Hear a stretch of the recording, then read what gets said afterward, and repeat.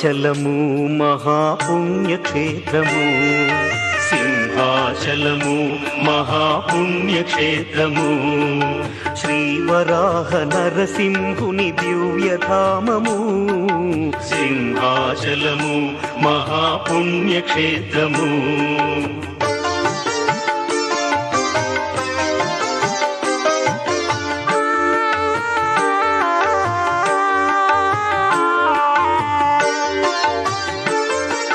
ప్రహ్లాదుడు వేడగా శ్రీహరి కరుణించగా,